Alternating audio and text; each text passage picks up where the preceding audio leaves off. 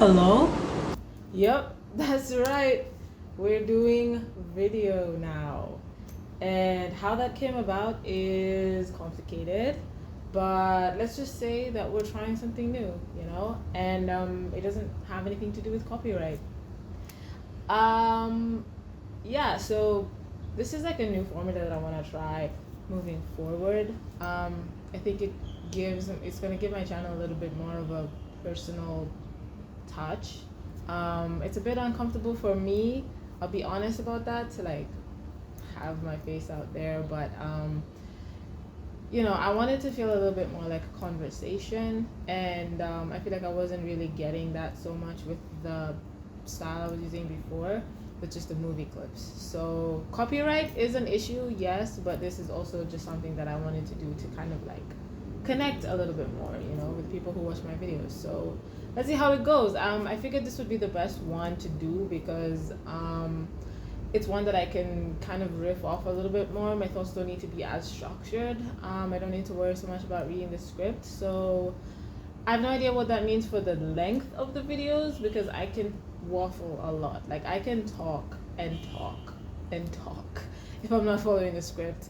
But that's also the other thing. A lot of the shows that I'm going to be talking about in this particular video, I haven't really watched that much of. So the only things I'm really going to be talking too much about are like One Tree Hill and maybe Vampire Diaries, But yeah, let me know what you guys think of this like video style in the comments, and we'll see like which one is better. I'll also see in editing like which one works best, but this is what we're doing, so you guys get to see my face, which is like, for those 30 of you who are subscribed, lucky you, because this. Anyway, moving on. Okay, so when I say 2000s teen drama, what comes to mind? For me, it's like automatically One Tree Hill. It's like the poster of 2000 teen dramas for me. But then I came to find out that that's actually not the case for everyone. And like, that took me completely by surprise when I first realized that. But then the more I thought about it, the more I realized it shouldn't.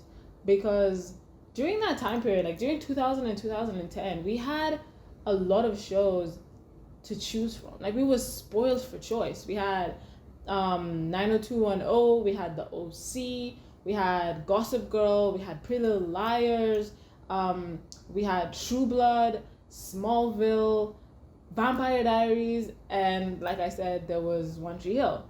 And so like, from all of those shows, and all of these were very popular shows, like, it makes sense that while my favorite might be One Tree Hill, like literally any of the others could be somebody else's favorite and would be completely valid, I do have to be honest though, I don't have a lot of experience with most of the other shows that I just mentioned. Like, I'd never watched Pretty Little Liars. I'd no experience with it whatsoever. Never seen even like a single episode, so I didn't know any of the characters. Same thing for like True Blood, though I was more familiar with the concepts of True Blood than I was with Pretty Little Liars, because like, you couldn't escape True Blood elements in fan fiction of anything, like any fan fiction you read. And I was reading like during my teenage years, I was like getting into some fan fiction for certain like shows, and True Blood was just in everything somehow, even if it wasn't even like a fantasy thing. Like, I don't know, we were super obsessed with like vampires during a certain time, and so that, I guess that was just like the whole thing. But I never watched True Blood itself. I did watch the trailer like way before I decided to even make this video. I watched the trailer, and it kind of put me off the show as a whole, which actually made my viewing of this pilot episode for this video so much better, because it just wasn't what I was expecting at all based off that trailer that I watched. Anyway, so yeah, and then I had started Gossip Girl early on in my teenage years, but I never finished it. I think I got probably to like season 3, and then for some reason I just like stalled. I couldn't get myself to finish it, and then I tried to pick it up again when I was a little bit older, like during the pandemic. Once again, I couldn't get past like season 2 or 3. I don't know what happened, but so I haven't watched it in quite a while. But I will finish it because, as I was just telling somebody the other day, I am cursed with this affliction that I have to finish. As long as I finish the first season of a show, I have to finish the entire show, and it happens with everything. I am currently stuck with Grey's Anatomy, coming out with season 22, and it's trash, but I'm still watching it because I finished the first season. And I also just finished another animated show that was completely off its hinges called Chicago. What is it called? Paradise PD. That is not a recommendation by any standards. Please do not go even check it out. You did not hear that from me, but I as well finished that show, embarrassing as it is to admit, because I finished the first season. So Gossip Girl, I will finish whenever that is yet to be known. But yeah, so I hadn't finished it by the time I was starting research for this video. And then Smallville was an interesting one because I remember it vaguely. It's like somewhere deep in the recesses of my mind, you know. It's like I remember it being on in my house, and I remember I can like picture scenes and have like flashes of stuff, but it's nothing concrete. I don't remember the overarching storyline or like the characters very much, but I remember some things, and it's very similar to how I think about like Heroes or Lost, you know, stuff that was on, and so it's stored somewhere in my mind, but I can't pull out any information about it. And then we have the OC and 90210, which I only knew from reputation. They were just like really big shows, big name shows, really popular, that a lot of people I knew had watched them, but I myself never actually watched even one single scene. So I didn't know anything about them going into this. So really, the only shows that I have any like proper experience with, the only shows that I've finished all the way to the end are One Tree Hill, which I've watched multiple times, and The Vampire Diaries, which I watched all the way to the end and then watched like certain episodes and scenes, but never like entire seasons worth, because love it or hate it, like it's something, you know. It has its great elements, and then the bad stuff is just, it's difficult for me. So scenes and episodes are the most that I can get through rewatching. But that like raises an interesting question. It's like, does that make me like qualified to do this kind of like comparison thing, because I don't have much experience with most of these shows and I went into most of them pretty blind? Or does that like make me the worst person to do this because I'm like super biased towards One Tree Hill? And so like, honestly, if at the end of this video I say that One Tree Hill has the best pilot episode, don't be shocked, okay? Because I love One Tree Hill. I love One Tree Hill so much. Even the last few seasons where people say that like it gets bad or the characters like start acting really like cringy, or like storylines like go off the rails, like I love it, okay? I love it so much. When Haley has to go do her like undercover, I'm pretty sure she was doing an undercover hooker thing because Nathan gets kidnapped and she's teaming up with Dan, like unhinged, but absolutely top tier entertainment. I was having a blast, okay? So don't be shocked if I say that One Tree Hill is the best. But if you've watched any of my other videos, you know that I try as much as possible to be as fair as possible. I try to approach it as scientifically as I can and judge everything with like the same criteria. And I don't have any actual criteria for this, but in my head I was working through like, how do I do this in a way that eliminates bias as much as possible. And I think I accomplished that. So we'll see. But these shows came out during a time when like streaming wasn't a thing. And so you literally had to, your pilot episode was very important because you needed to get as many people as possible hooked so that they actually tune in week after week to watch and keep your viewership numbers up so that you don't get canceled from the network.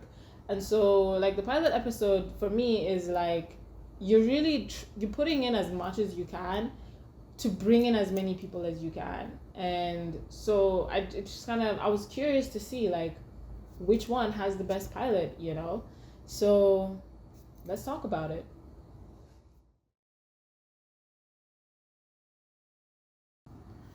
I don't wanna be anything other than what I've been trying to be lately. All I have to do is think of me and have peace of mind. Okay, so let's talk about these in the order that they came out. Because that's basically like the most random way I could think of doing this. That means that we're gonna start with Smallville because Smallville came out in 2001. I don't know if this is gonna offend some people. I don't know if Smallville is many people's favorite show. I'm sure it must have like a spot in people's hearts. I'm sure it must. But honestly, I was just really disappointed by this. The storytelling, and please remember, like, this is just my opinion. But the storytelling just wasn't good. So many decisions they made with editing, acting, direction, it just wasn't good. There was some stuff that was like, it was bad, but in a good way. Like, you know, when something is bad and it like makes you laugh. I like to laugh. So as long as the show can make me laugh, I'm not gonna like hold too much against it. And this one did make me laugh a couple of times. But it wasn't the intention of the scene to be funny, and so I do have to take that into consideration as well. Like in the beginning of the episode, Clark's mom, like before any of the shenanigans start happening, Clark's mom is all sad because they've been hanging out with this kid who is Lana. I'm pretty sure. I can't remember now, but I'm pretty sure it's Lana. And she just kind of, she basically wishes for a child, and then like a few minutes later it's like one falls out of the sky, right, delivered right to them. And I was just like, where's the subtlety? Nowhere to be seen. Like I don't think we needed that scene of her just being like, I want a kid so bad, you know, or whatever. But there's also the scene where Clark, when we get introduced to like now the teenage Lana, and Clark like goes to talk to her and he's all clumsy and he can barely like catch his breath. It's like he's really, something is wrong with him, right? And they super zoom into her necklace just like to make sure that you can see that is what is going on here. Like in case you had any doubt about what's happening, like that zoom in was just like, yeah, I don't know, it's kind of just, again, it just took away the subtlety. But I wasn't too mad about that kind of stuff because it's like, you know, also keep in mind that this is like 2001, you know. So I didn't mind it too much. But there was some stuff that I just couldn't ignore. Like, the biggest issue for me just ended up being Clark himself. His characterization and even the acting, like I wasn't a huge fan. They try in the beginning, they try to establish that he doesn't feel normal, and that this is like a huge pain point for him, and they do this like the first time by him being all like he wants to join the football team, but his parents refuse because he has powers, and they're worried about his powers being discovered or like him hurting someone or something like that, and he's all like, you know, I can control it or whatever. But then he ultimately his parents say no, and it's just kind of like, oh, my life sucks because of these powers. But other than not being able to be on the football team, they don't actually establish his life sucking. Like, okay, he's a bit clumsy when he's talking to his crush, but other than that, I mean, like, he has friends, he's not a loner, he's a good looking guy. um like, I've not actually ever shown anything to suggest that because he has to hide who he is, he suffers because of it. I don't know, like, there is just having to hide who you are is itself a horrible thing to have to go through, but that is not even the angle that they take with it. They don't make it seem like it sucks for him to be lying to his friends and that kind of stuff. They don't take that angle. It's just kind of like, my life sucks, but I'm not normal, but, like, does he hate that he has powers? These are the questions that I was left with. Does he hate that he has powers, that he's like super strong and fast and all of this stuff, or is it that, like, he wishes he could tell people about it? Like, this is what was very unclear to me. And obviously this is stuff that could be developed much more in the following seasons, obviously. But it, like, because you're supposed to be setting up, because he's the main character and you're supposed to be setting him up the best out of everyone, and yeah, I just didn't get that. And then the other thing is that the conflict, it just didn't, it had no impact. You know what I mean? Like, there's it was lacking, like, impact and, like, intensity. And like, when I say impact, I don't mean just physically. Like, I'm not just talking about the physical fight at the end. I'm also talking about, like, emotional impact. You know what I mean? Like, the scenes were supposed to have some weight to them, and I just didn't feel that. Like, in the one scene where Clark tells, like, Lex gives Clark a car because he saved his life, and then his dad is like, Clark's dad is like, no, you can't have that car, and Clark gets upset, and then his dad is like, it's normal to be upset. And I was like, why would you say that? Because it's literally a line that is put in there just to feed into Clark then being able to say, like, normal?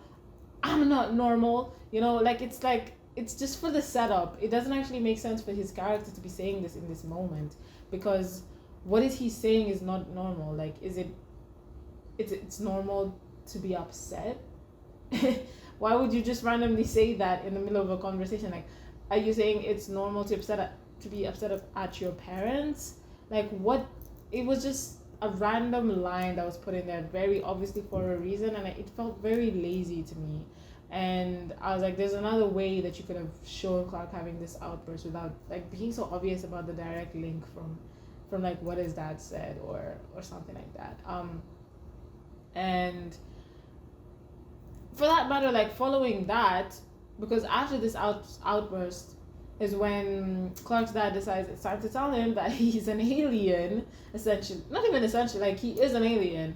And it's like, it's a pretty big moment, because this is like a 16, 17-year-old figuring out, or not even, like, being told by their parent that, first of all, they're not his parents, which I'm not sure he knew leading up to this moment, but then also that he literally came from space and fell to the earth in an event that destroyed the town and killed people, and that's why he has all these powers, because he's literally an alien.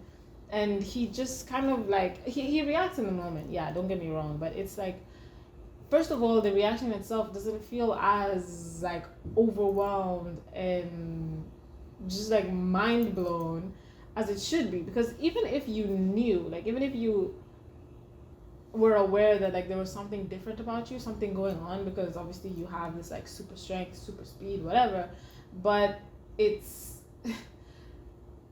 I don't think anybody would just jump to the conclusion, like, I must be an alien, you know what I mean? Like, it's still crazy news to be told, and I just didn't feel like his reaction in the moment, as well as, like, for the rest of the episode, was as, like, bamboozled as he should be, or whatever, like I don't know, the reaction just kind of felt, Clark's characterization just doesn't feel great to me, because it's like, how does he feel, you know? Like it felt very surface level, like we should understand how a person feels when they're given this news, yes, but there's like Clark as a person, who is he and how does he feel about this? And then there's the physical impact part, which is like his final fight with this guy, an electric guy, I don't even remember like his name, like, first of all, this villain themselves it felt weird to me that this was the villain of the episode, and I could see what they were going for. Like, it makes sense because he was there when Clark like crashed down to Earth, and he got his powers because Clark crashed into Earth, and he kind of ties into all the other characters, same as Lana, same as Lex, like they all are connected to Clark because of that incident, and so it makes sense in that way that this would be the villain. But actually tying it into the story of present day, like what is going on in Clark's life right now, and why would Clark be the one to like defeat this guy, which he actually doesn't even do, but I'll talk about that in a bit. But they didn't tie it in as well as they could have. They tried, I will give them that, because he was tied to the pole, so he's seeking revenge for the football players, and Clark ends up getting tied to the pole, and so, you know, the stories get tied together in that way, because now he's going to go after the guys who tied Clark up, and then, you know, Clark has to stop him. But I don't know, it doesn't feel like Clark was really invested in what was happening, and I just needed a little bit more of everything tying together properly with this villain. But then the fight itself it felt so empty in terms of weight. It was like, this is Superman, let's not forget. So it's like, yeah, it's in the early days, but he doesn't get more indestructible, you know, like maybe he learns how to fight and stuff, but it's like the fight was, he literally just gets hit by a car, and then, which we've already seen happen before, but now it's like, oh, he gets hit by a car and they go through a wall, and this other one was over a bridge, but it's the same thing. And then that's the end of the fight. Like, he gets hit by a car, they hit a pipe or something, there's water, and then the guy just gets electrocuted. And it's not even in like, while he's fighting with Clark, he tries to electrocute Clark and ends up electrocuting himself. It's just like, literally, he's just sitting in the car and water is building up, and then he just gets electrocuted. And I was even confused about like, why did that happen? Is he just generally always radiating electricity, and so like when he gets submerged in water he'll always get electrocuted? Like, what happened here? You know what I mean? It was just very ambiguous, and that's why I was saying, like, Clark himself didn't actually defeat this guy, which is not a good thing. But and then he just kind of gets absolved of everything, because remember, this guy actually did kill people, but he just gets absolved of it because he doesn't remember anything anymore. Like, his electrocution suddenly gives him amnesia, and now he doesn't even remember who Clark is or what is happening, and he just wants to go home. It was just such a like dip. It was anticlimactic in every sense of the word, and so it was so disappointing for me. And that was just like the culmination of all the issues that I have with all the conflict in this episode, because all of the conflict felt that way to me. It just felt like it was building up to something, or they were trying to build it up to something, and then they just couldn't get there, and then it just dips off, and it wasn't great for me. So I couldn't really forgive the show for that. And then there's the romance, and it's like, I hesitate to even call it a romance, because it is obviously she's his love interest and whatever, and I'm sure they get together at some point. I feel like remember when I was talking about having flashes in my mind, like I think I remember some scenes that are them getting together, but I don't remember when that is. So but it happens, so that's how I know that this is like a proper love interest. They are actually supposed to end up together, but like in this episode, like nothing that has been shown makes me want to root for them, unless there's, again, like I said, some kind of supernatural thing drawing them together. um I'm not finding it cute, like I wasn't enjoying their interactions with each other so much, because, like, first of all, she has a boyfriend, and I know I'm looking at this through the 2025 lens. I'm very aware that it was different back then. We didn't have the same understanding of like what is creepy versus romantic that we do now. I understand. We let a lot slide, even in like all the rest of these shows. Like there's a lot that we just, it's like it was a different time and whatever. But that's just how I see it, and I can't not see it that way. And I just find him creepy, a little bit creepy. Like he's just always watching her, and like he has a full-on fantasy of her, and I'm like, I don't know how I feel about this. She has a boyfriend, and she doesn't cheat on him or anything like that. And she's very like, he tries to ask her to the dance, and she's just like, he's like, are you gonna go? She's like, yeah, with my boyfriend. Which I was like, okay, good for you. But at the same time, it's also like she kisses him on the cheek, and it's like, why? Why did you do that? And it kind of makes me like understand why the boyfriend is getting more and more agitated, like more and more jealous as the episode goes on, because it's like, fair enough, he's not introduced as a bad guy. In the beginning, he actually acts really nice to Clark when he's pretty much acting a fool on the floor, like for no reason at all that anybody else can tell. He's just on the floor in front of his girlfriend, and he like asks him, like, are you okay? And it's like, it seemed genuine, so it's you can see his progression. Like the more he sees them together, the more it's irritating him, and I get it, Yeah, so unless there's that supernatural element, as I've said, that's like drawing them together, because I would actually find that pretty interesting. There's like a bunch of stuff going on that is supernatural, and so it wouldn't be too far out of like acceptable for there to be these other forces that just kind of are drawing them together. That would be fine by me, but as is, yeah, it just I'm not a fan, I'm sorry. But yeah, so all in all, I would just say it wasn't really a great pilot. I would give it maybe like 5, because it wasn't compelling. I didn't feel drawn in or like intrigued by any of the characters or any of the like plot that is being laid out.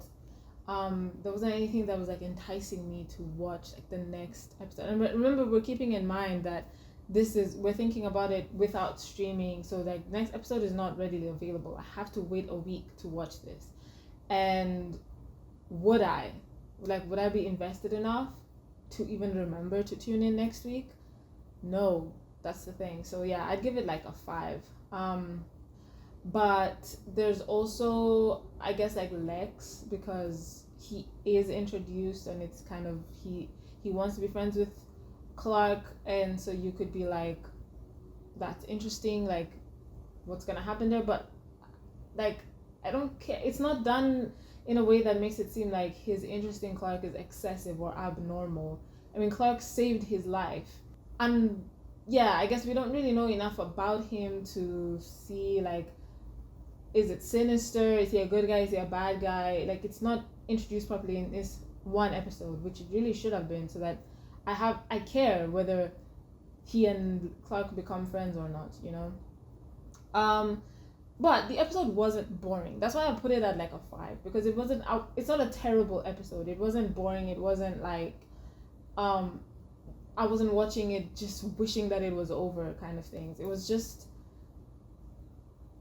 not enough, It wasn't enough, but it did make me laugh. It made me laugh a couple of times.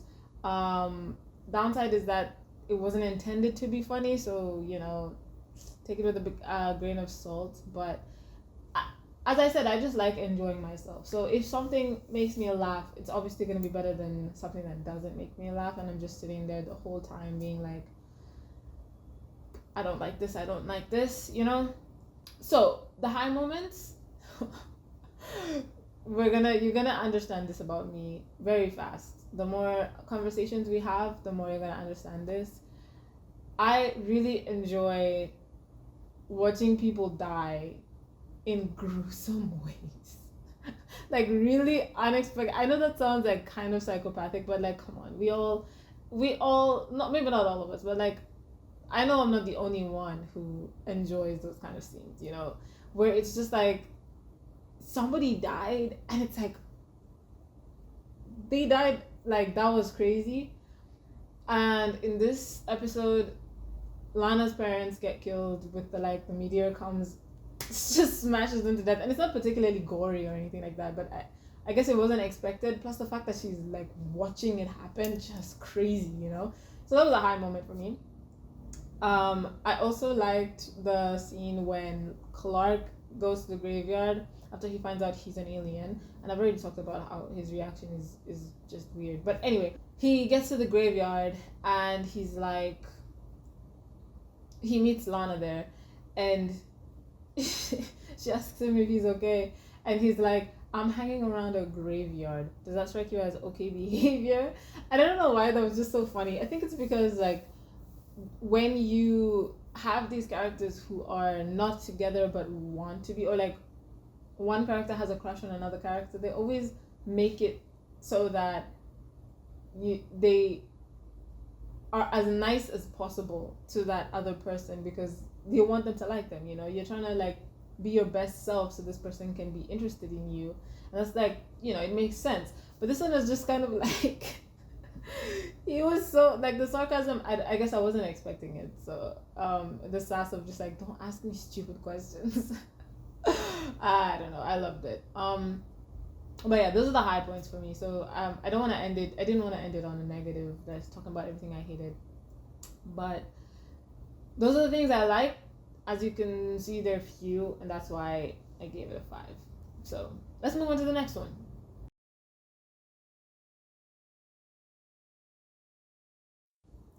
I wonder if you guys can tell that I'm shooting this on a different day. That's gonna be interesting to see. I mean, I don't know. Anyway. The next one is One Tree Hill. It came out in 2003. And for this one, my thoughts are going to be a little different because, as I've already mentioned, like I've watched it all the way through and I've watched it multiple times.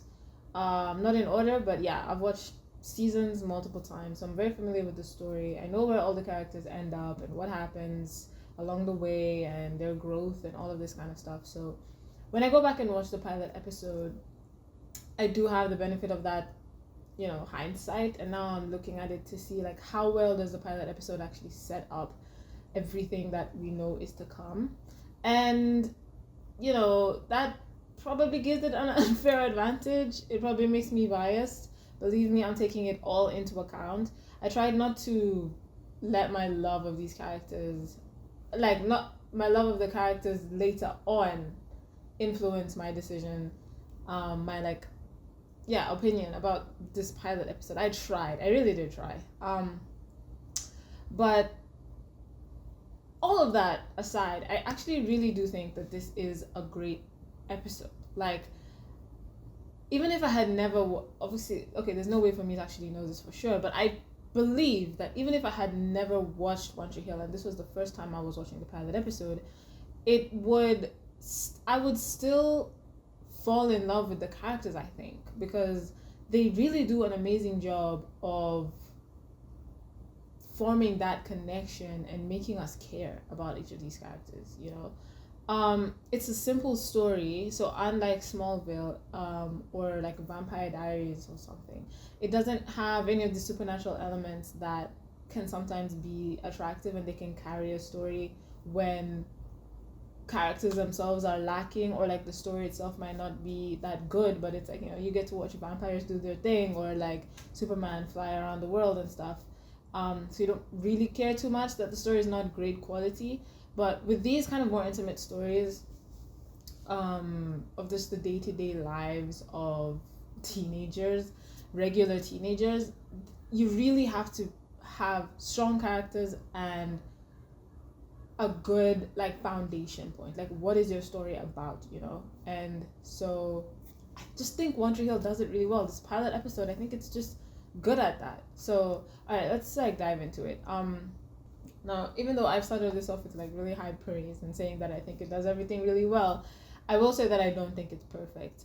I think that there are moments where the storytelling is a bit rushed. It's not, it's like things are introduced that are not fully explored, and it's just kind of like, you know, we need to touch on each of these points. We need to just like get through this. Like for example, there's the scene where Karen, Luke's mom, walks in on him with the basketball jersey, and she has this really visceral reaction. You know, she's just like, take it off. And it's like, oh, what's happening there? Like, why would she react that way? And we don't really actually get an answer. Literally like 2 minutes later, he walks out and she's sitting outside looking through like a photo album, and she gives him a speech about how she doesn't want him sitting out his life on her account.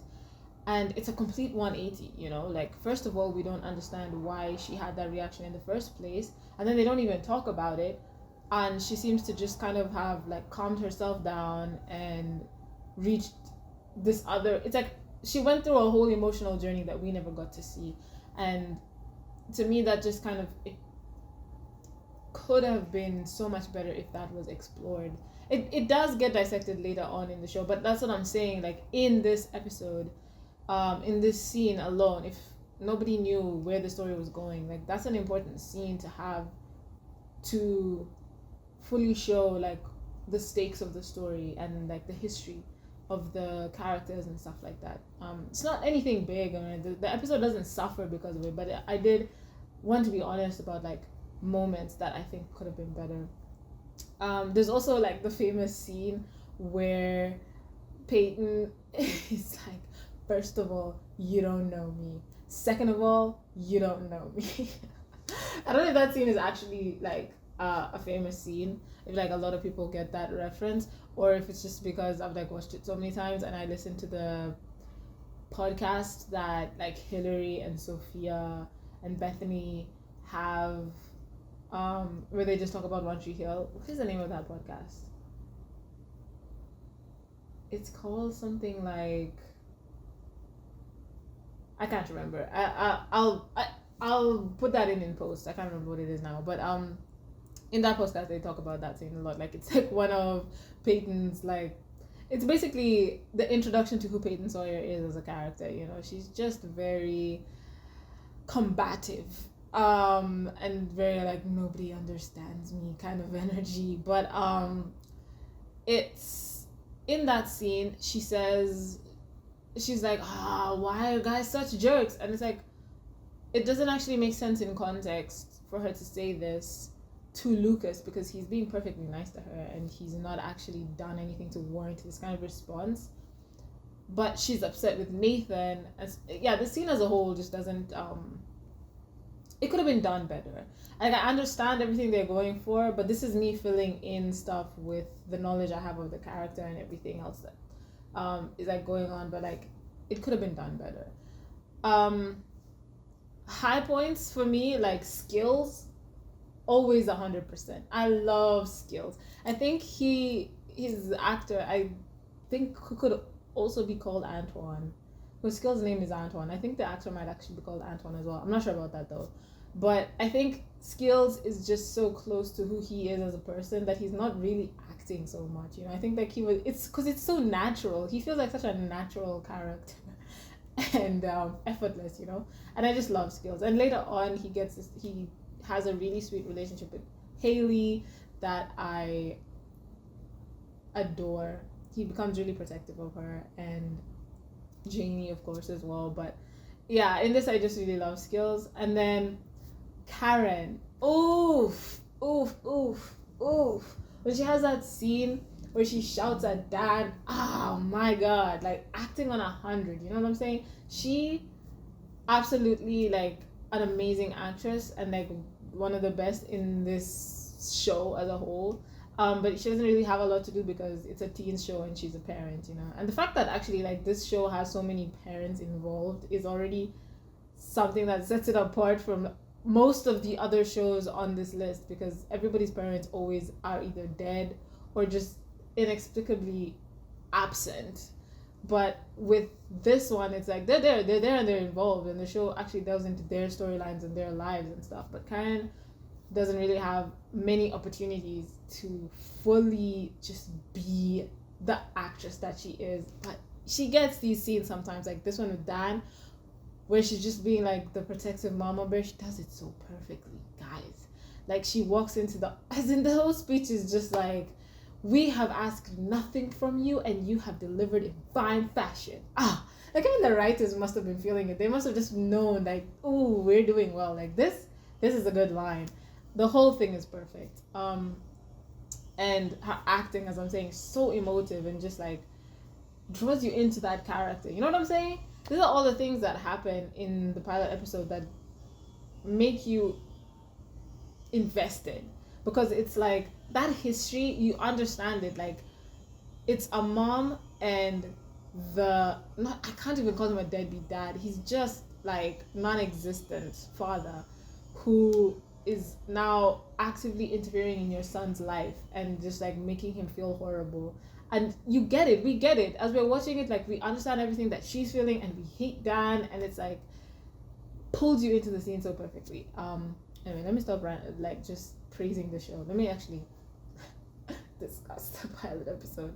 All of that is basically me just trying to say that the episode does a really good job of setting up all of our characters and making us understand where all of them are in life, how they feel, what they think, what they want, and like how those things conflict with each other or go really well with each other. And so like new relationships are being formed, or like the potential for new relationships because of this new, like one decision being made, which is Lucas joining the basketball team, is disrupting everything. And it does a good job of showing you why.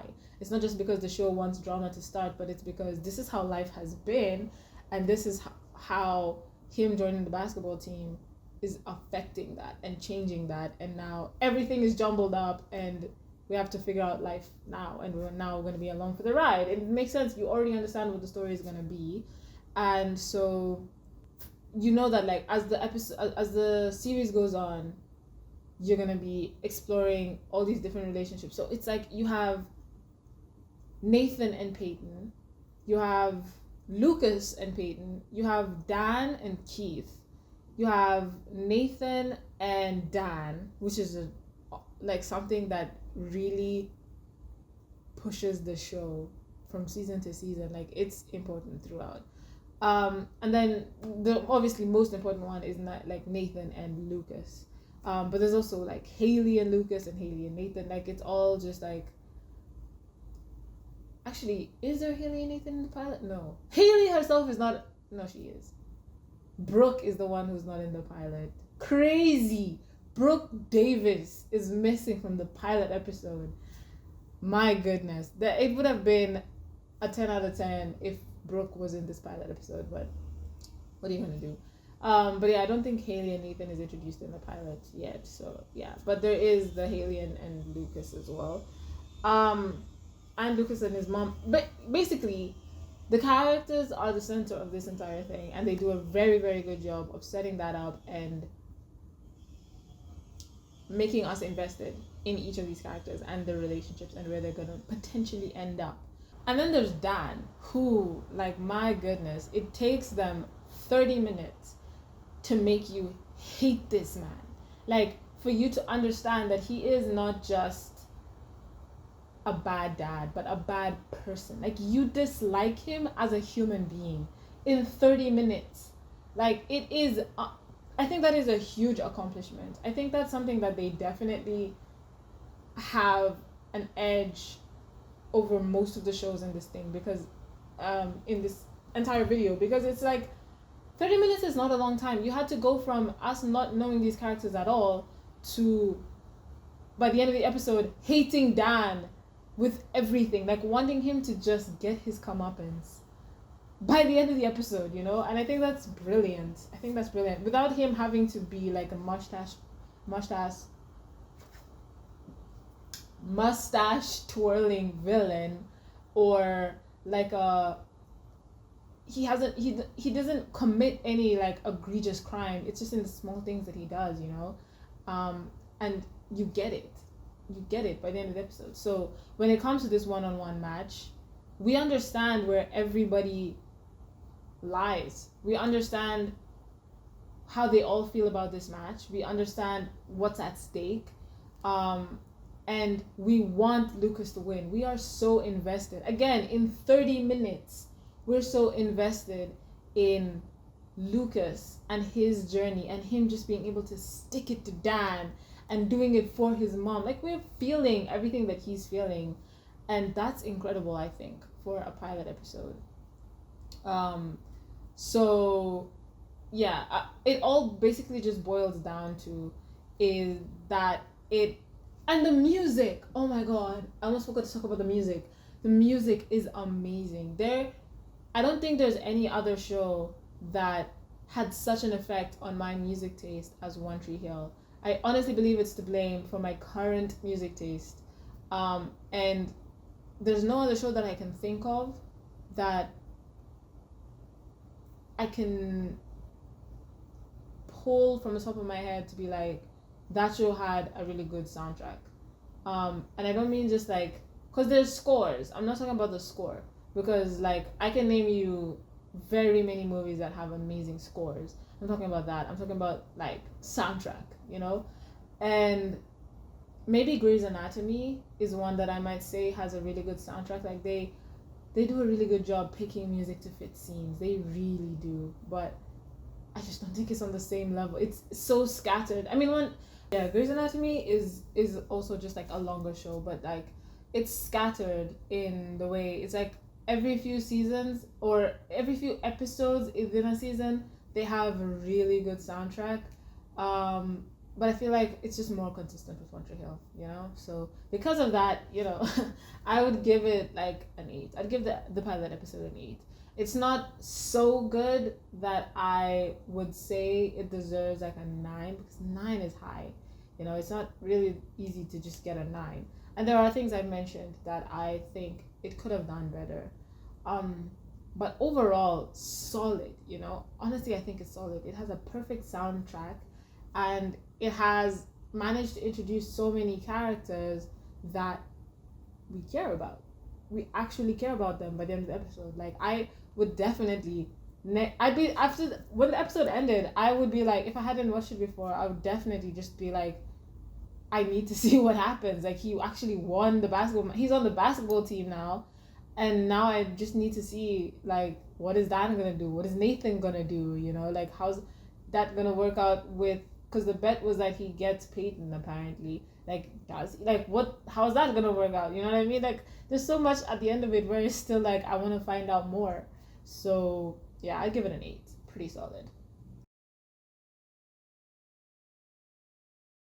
The next show that came out is The OC. Also came out in 2003. Actually, I'm not sure which one came out first between One Tree Hill and The OC. I didn't actually check the dates beside the year, but this is the order we've done it in, so whatever. The thing is, I actually don't have much to say about this episode, and you know, if you watch any of my other videos, that's not a good thing, because I have a lot to say about everything.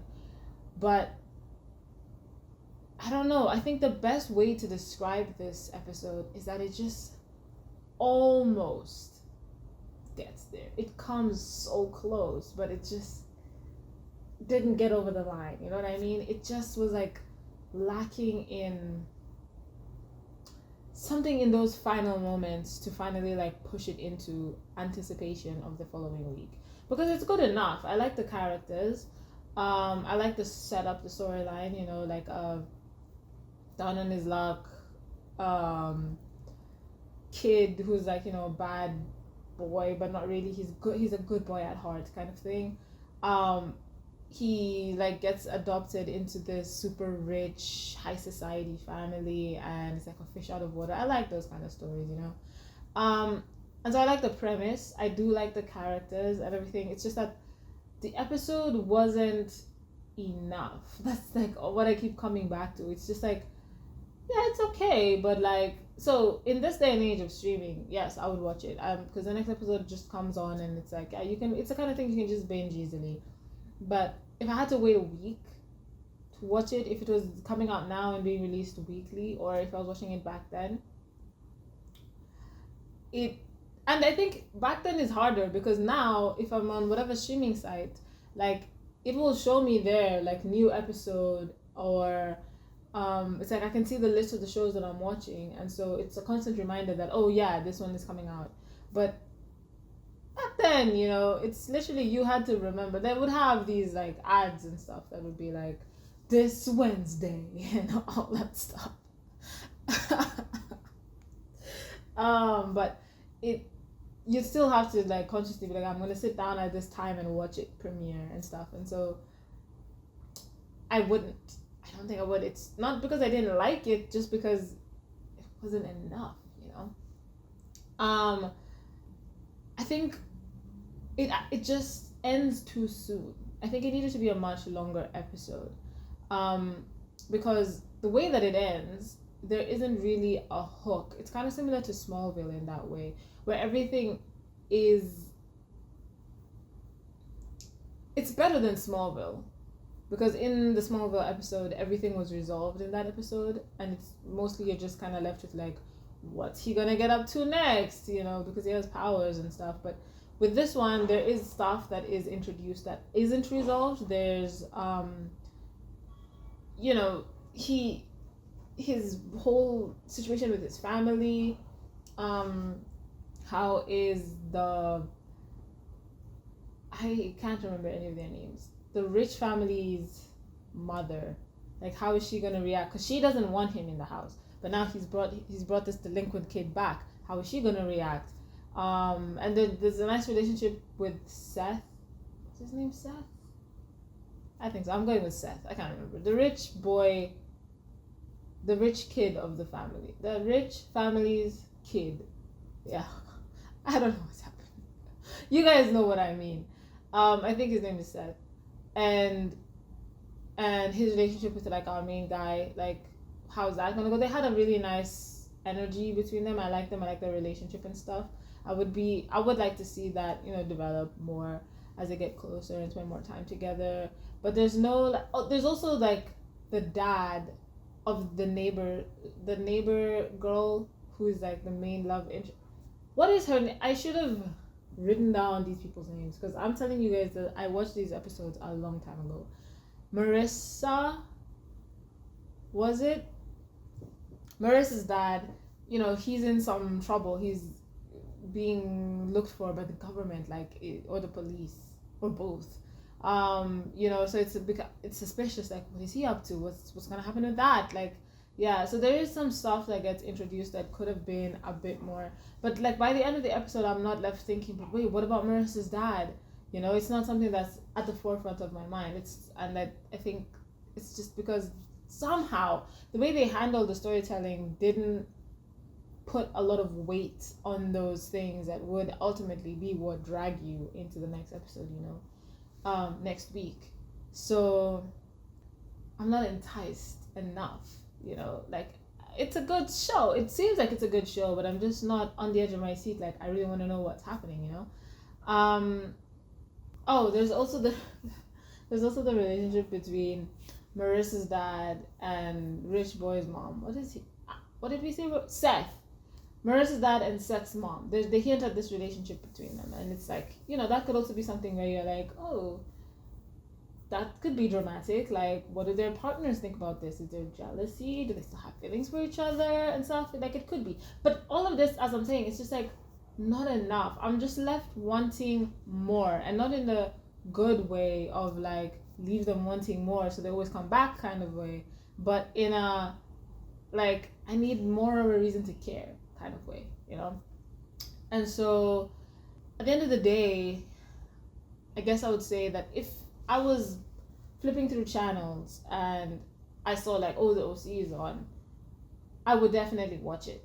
But I'm not finishing this episode being like, I really need to find out what happened. Like, I need to make sure I watch that episode, you know? And I'm not gonna like continue harping on about that. You guys get what I'm saying. So I think it's better than Smallville, as I said. So I would give it like a 6.5 because I don't think it's as good as One Tree Hill. And I feel like there's a big difference between One Tree Hill pilot episode and this one. So yeah, 6.5.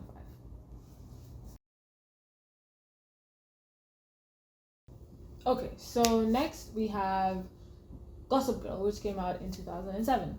And this is an interesting one because I did watch it as it was coming out. I was a bit young, but I did watch it was airing, and so I was aware of the storyline and the characters, and as the show was going on, like, you know, I found out who Gossip Girl is and yada yada, but I wasn't following it properly. And so much later, around the pandemic or just before the pandemic, I tried to watch it again, and I kind of stalled somewhere in season 2 or 3. I can't remember now, but it was just kind of like I couldn't keep watching. I was binging it though, so I think I just got fatigued. And then I tried again to pick up where I was like last year or the year before. And I kept on trying, like every few months I kept going back to try and watch the next episode, and I would have forgotten where I was and have to go back and watch it like a few episodes back, and then I would stop basically the same place, and yeah, basically making no progress at all. But so the interesting thing about that is that when I decided to make this video and I went back to watch the pilot episode, I couldn't remember anything like from season 1. There was so much that I thought I would, but I found myself like the spark that desire to actually like finish the show was just ignited in me once again when I watched that pilot episode. And I don't know if that's like an indication of the quality of the show, like it starts off so strong and then somewhere just kind of dips, or if that's just me. I'm not going to make any kind of general statement like that because I actually cannot remember where I stopped and why, but I honestly just think it starts so strong. It does such a good job of making you want to watch it. And so despite the fact that I couldn't remember, or maybe because of the fact that I couldn't remember anything, I was like, I want to actually watch a couple of episodes in and like kind of satiate that hunger that this pilot episode had kind of like ignited in me, you know. The main thing was that I wanted to find out how Blair and Serena like reconnect, how they forgive each other, because it's honestly like I feel so bad, and by the end of the episode it's something that I want them to fix it. And it's weird because again, we've only watched them for one episode. We don't have the entire history of their friendship and the betrayal, and we haven't sat with Blair for all the months Serena has been gone and understanding her anger, but somehow they managed to make us understand how both of these characters are feeling in just one episode. And so by the end of it, I'm like, no, I need to understand how these two, because I do remember that they do reconcile, like and I couldn't remember if it was something that took the entire season or if it was just a couple of episodes or what happened, but I do know that they do go back to being like best friends, sisters. And I was like, how? Because the betrayal is deep, you know, like Serena really was a horrible friend. She betrayed Blair badly, and so I was like, how did we get here? And that was one of the main things. And the other thing was shock. Like I completely forgot the animal, the vile animal that he was. He assaults 2 separate girls in this one episode, and he makes this comment about Serena, about how she's so beautiful and it's the kind of beauty that needs to be violated. Like violated, that's the word that he used. I was like, how did we go from this guy to us rooting for him to be with Blair? Because Blair is a sweetheart, you know what I'm saying? Like Blair is like a baby bird that has been injured, and she just so happens to also be very like able to protect herself, but like at heart, at heart, she's just a baby bird. And so I'm like, how did we end up shipping these two when this guy, this is who we were introduced to? If I had never watched the show and this is the only thing I've ever seen, I would think that Chuck was the villain. Like, I would actually think he was going to be the primary villain of the show, because that's how horrible he is in this pilot episode. So, and I know I just want to see how they managed to do that transition, that redemption arc, to get us to the point where we're rooting for him to be this guy that Blair deserves. That was also the other thing that made me just want to keep watching.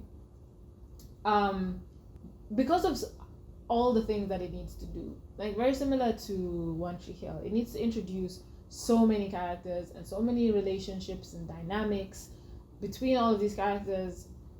I really love the pacing that they have here, because it's fast in the sense that it feels like New York and like the high society, life that these kids are leading, but it doesn't feel rushed. Every character, not every character, but like the important ones, the important storylines get the time that they need, the attention that they need to invest us in them. And then there's so many characters, but it doesn't feel bloated, it doesn't feel overstuffed and like confusing or shallow. Everything feels like it was just done really well. It was balanced really well. And so by the end of the episode, we already understand the general gist of each of these characters and their headspace. Like, we know that Nate is feeling trapped, and he feels like he's not making his own decisions about his life. We know that Blair is just like very insecure. We know that Chuck is just vile. Honestly, I can't give you any more information about Chuck than that. Serena is the bad girl who's trying to be good. Jenny is like desperate to be in the it group, the it crowd. She wants to be popular. And Dan, basically, I thought about how to describe it, and I decided, basically, I'm just gonna say he likes Serena. There's a lot to him. Like, he doesn't actually care about being popular either. He's very comfortable just being the working class, whatever. There's a lot to him, but I think the most important thing is that he likes Serena. And so they managed to like do all of this and in an engaging way, they keep the episode engaging, and all of these storylines, all of these characters flow around each other and meet each other in organic ways, so that it doesn't feel like we're just skipping from, and then this happened to Serena, and then this happened to Blair, and then this was happening with Nate. Like, it all feels connected and organic, Because of that, we actually get a lot of information, because they build up the history. All these people have known each other for ages. This stuff that went down that was very dramatic, and it caused this whole big rift, the betrayal, and now it's like, how is everything going to balance? I mean, it's just great. They do a great job. Yeah, and I like the fact that they actually took their time to give us all that information and to set up all of these relationships, because like I said with One Tree Hill, there's many dynamics. So you have like the main cast, obviously. We have Dan and Serena. We have Dan and his sister Jenny. We have Chuck and Nate. We have Chuck and Blair. We have Chuck and Serena and Blair, Serena and Nate, Blair and Nate, and then all of these people and their parents is also a whole other dynamic. And so they do that, and they take the time they need to. I think the episode is long. That's something that I wanted from the OC. That's what I was saying. The OC feels like it ends too quickly, whereas this one, I feel like they took the time. So the episode is long, but it doesn't feel long, They do that really well. That's why I said I love the pacing. So, because of all, honestly, I don't have criticisms. I don't have anything to say. that could have been done better. I think it was just a very solid episode, so I would give it a 9. Like, surprising even myself, I think it's better than One Tree Hill's pilot episode, because I did have notes on that. So currently it sits at the highest. I would give it a 9. All right, so now we actually have, again, 2 that came out in the same year. We have 90210 and we have Trueblood. The interesting thing here is that I'm not gonna discuss 90210, and this is why. Not that I don't think it's a good show, not that I don't think it deserves to be on this list, but just that it's actually, so what happened is that I started watching Beverly Hills 90210, and that is a very different show. It came out in the 90s, and I liked it a lot. I actually really enjoyed it. I watched about till like halfway in the season before I realized I was watching the wrong show.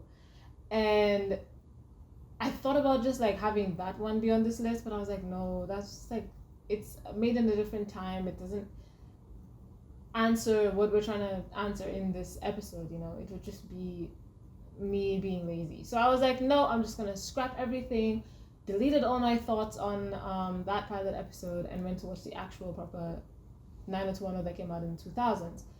And I did watch it. The only thing is that while I was watching it, I didn't write down my thoughts. And I was like, it's fine. It's still going to be fresh in my mind tomorrow. I'll write down everything that I thought about it and I'll turn it into like a script, right?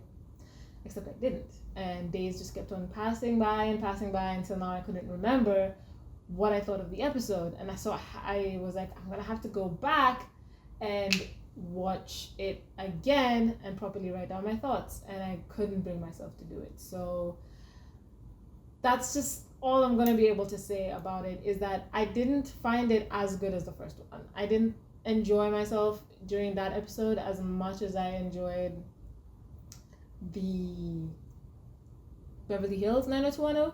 But I do remember a couple of times just being like, this is not what I was expecting.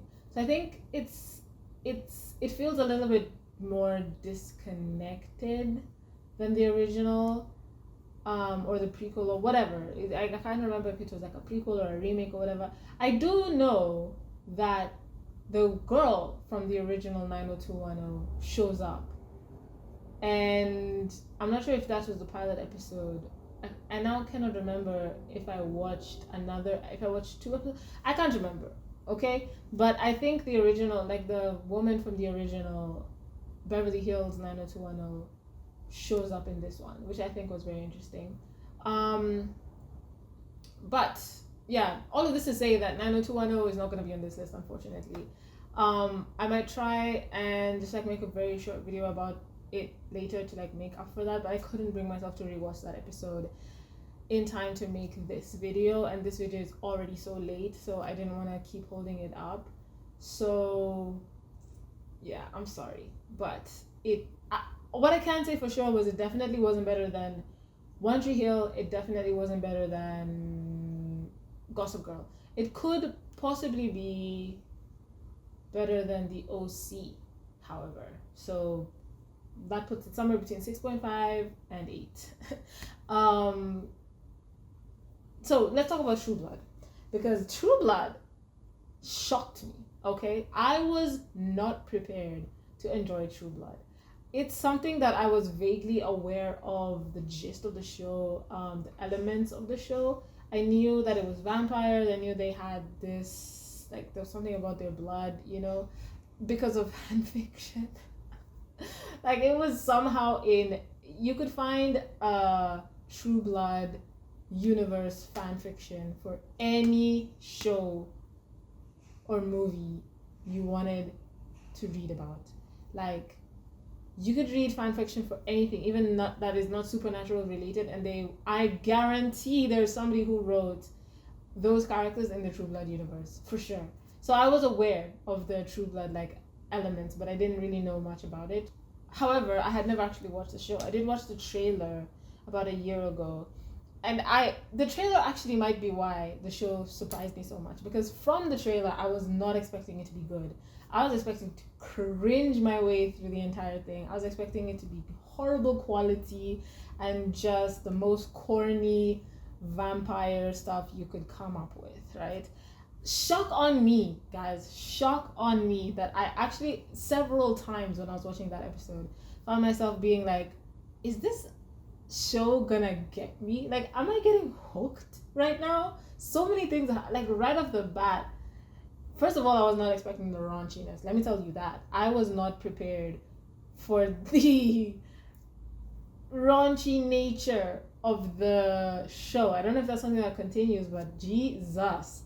It opens with it, and then it opens with another complete subversion of expectations with the like hillbilly redneck,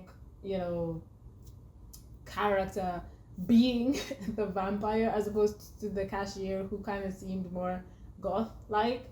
And I was like, what? And even like the dialogue that the guy says when he gets upset and he's yelling and he's just like, you me up, you, and I'll eat you. Like, I was just like, what is going on?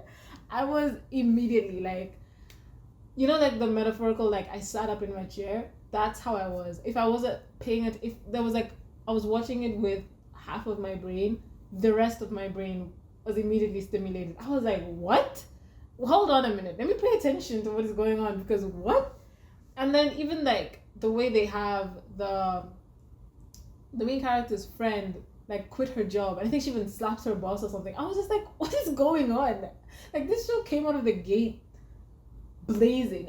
It took me by complete surprise, and it continued to do so throughout the entire episode. There wasn't a moment where I was bored or where anything I was actually expecting to happen happened. Like, we have this main character who can read minds, and it's like not answered at all. It's not even presented as something that we should be wondering about. Like, none of the other characters have this question of like, why can she read minds? She herself doesn't seem particularly like confused about why she can read minds. It's not an introduction to like one day she just started reading minds and we're along this journey with her. It's something that's been happening. And so it just kind of drops you in the middle of this world where you're just like, what? So for me, it's like, why can she read minds? And why does nobody else seem to care about this? Is she the only person who can do this? And like, why is the vampire the only person who is immune? Like, she cannot read his mind. It's like reverse Twilight. And then I'm like, why? There's a moment where I think he asks her like, what are you? And I was like, that introduces a whole other thing. Like, maybe she's not even human. And so you're left with like, are there other creatures in this world? Is she probably not human? Crazy stuff. And then her brother, like, he killed that woman. I was not prepared for that. I literally thought it was going to be some stupid thing of like, there's no way he did it. But they had, like, they said they watched the video, they saw everything, and they've come for him. So that means he actually killed her. And he doesn't try and say like, no, I didn't do it or whatever. Like, he killed that woman. Like, the scene itself was already crazy, okay? It was already crazy. But that ended in her death. He, of all people, is now a murderer. I'm telling you, this show left me with so much. Even, like, why was it so easy for them to capture the vampire? It just made me, these two other characters seem like nobodies. Like, just regular people, not even like, vampire hunters or something like that, where you could explain it to me that they have all this training and so they know how to capture a vampire. Regular people can just capture vampires in this way. That is so interesting, because in this episode, in this show now, it's like set the premise that it's not this helpless, vulnerable woman who a vampire becomes infatuated with, and so he just like saves her from situation after situation. It's reversed. Like, he's the one who ends up in trouble and she has to save him. And so that's already so interesting, but it left me wondering, like, how were they able to capture him? How were they able to get him out of the diner so quickly? Because it isn't a long time. She literally like turns her back for a couple of minutes and then he's gone. And then the other thing, okay, there was a scene that I realized after was not actually magic, but I was like, I started wondering if there was magic in this world, because when she shows up to save her vampire guy, she puts a chain around this guy's neck, and he cannot take it off. Like um, the the woman that he's with keeps on being like, take that thing off, and he does it. I thought she had actually was keeping that thing on with magic, because why doesn't he take it off? She's not holding it against him. She didn't like tie it or anything. So I was like, why is he on the floor with this chain around his neck for so long? What's happening? I thought it was magic. So I started wondering, like, maybe there is some sort of magic. It just left me with so many questions. And you guys know that I love it when my brain is stimulated in this way. Like shows that are able to bombard me like just throw me for a loop constantly. Every time I think I've understood what is happening, it just nope. I love that. So honestly, I cannot tell you the number of times as I was watching this episode where I was just like, wait a minute, did this show get me? Am I actually going to watch it? I swear, I almost did. If I didn't have so much to do, I would have just added it to my list of shows. I probably will watch it one day, because that episode was amazing. It was so good and so unexpected, and I think that's why I liked it so much. The unexpected nature of it was what I loved so much about it. The only negative thing that I would say is that the vampire is creepy. You know, like properly creepy, like the relationship, because I do assume that it is going to become a relationship, a romantic relationship between this guy and the main woman. It doesn't feel romantic. It's creepy, the same way that I feel about like Clark, and the way he just stalks Lana and like watches her. The way I find that creepy, it's the same way that I find this guy creepy. And not because he does that, he doesn't like watch her or anything. He does. I can't remember now, but I think he does actually. But this is the thing. This is the difference. And this is why maybe I don't want to say it's a bad thing that I find him creepy. Maybe let me take that back. It's not a negative thing, it's just a thing that if I continued watching it could potentially be a good thing. But just off the pilot episode alone, with the anticipation that it's going to turn into romantic, so I'm not a huge fan of it. It could be a good thing because it's a very realistic depiction of a vampire. Because if you think about it, you know, vampires are dead creatures. They died already, and they don't have blood. They need blood. That's why they drink it. And so that pale, you know, dead looking vibe that he gives off is right. And you just kind of have to take away the image of a vampire, the Vampire Diaries image of the ridiculously attractive and suave and cool, badass Salvatore brothers and stuff like that, you know, and like the originals and stuff. Like you have to take that out of your mind. Take out the Cullens in the Twilight version, who again, it's all about how beautiful they are. And this one is just like if they were really vampires, this is probably what they would be like, you know. And also probably not very good at being social, because they don't interact with a lot of people, especially in this society where they're kind of ostracized, you know. And so yeah, I mean it's a weird thing where it's like, I like the fact that they're depicting him in this way, but also I cannot get invested in a romantic relationship while he is this way. And I don't know, obviously, I don't know if it's going to change as the show goes on. Maybe we'll see more of them together and we'll be able to actually see like their relationship develop. It might be better. I will give it the benefit of the doubt, because I haven't watched any further than the pilot episode, that he's presented in this way at first because it's the first time we're seeing the vampires and stuff, and that is how we would feel. That is how we would perceive. That's how everyone else perceives a vampire, right? Like creepy, and you really don't want to get too close to them. But then the more time she spends with him, and therefore we spend with him, then we start to like him, and they get along, and the relationship starts to make sense. This is all assuming they actually do end up in a romantic relationship. It could not. The show surprised me a lot with everything, as I've already said, so it's possible that doesn't happen, but it seems to me that's where the show is headed. The second thing is that the episode feels long. Now this one is a negative, definitely.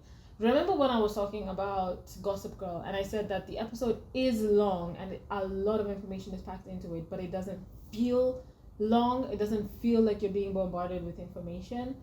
This one does feel long. Now, I'm not saying that I wish they made it shorter, because I definitely would rather have the longer episode than what they did with the OC, but I felt it. It started getting to a point where I was like, okay, I kept on checking like how much time is left.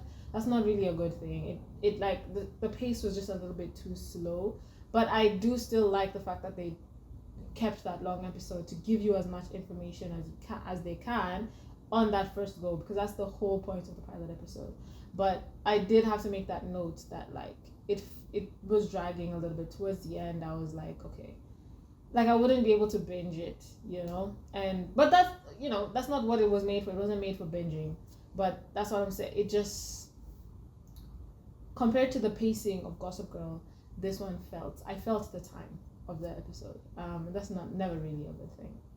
However, honestly, that was a brilliant episode. Again, I don't know if it's just the fact that I wasn't expecting it, but it was good. It came out of left field, and I thought I was just gonna end up having a lot to laugh about, but genuinely I enjoyed myself more than just like, this is so bad it's funny. Like I liked it. It had everything. There was murder, and I've already told you guys how I feel about murder. Though we didn't see it, but still, there was murder. There was the spicy scenes, which I wasn't expecting and just shocked me. Like, it added an element to the show that I wasn't expecting. But here's the question. Here's the unfortunate question. Is it actually supposed to be counted in this? Now, this is something that came to me when I had already finished recording for Smallville.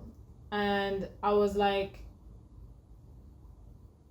I don't think Trueblood is a teen drama. Because that's what we're talking about here. We're talking about 2000s teen dramas. I don't think it is. It came out in the correct time frame. It was popular in the correct time frame, but it's adult, isn't it? Like, is anybody in that show a teenager? I don't think so.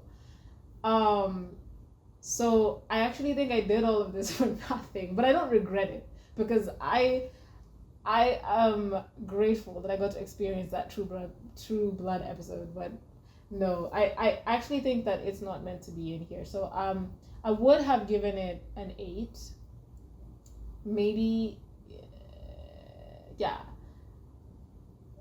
Honestly, yeah, an 8, maybe even like an 8.2 or something, like just a little bit higher than One Tree Hill, just for the unexpected nature of it. But I'm not gonna actually include it on the list of rankings I'm gonna put at the end of the episode, because it's actually not a teen drama, I don't think. It happens to adults. Everybody in the show is an adult, so unfortunately.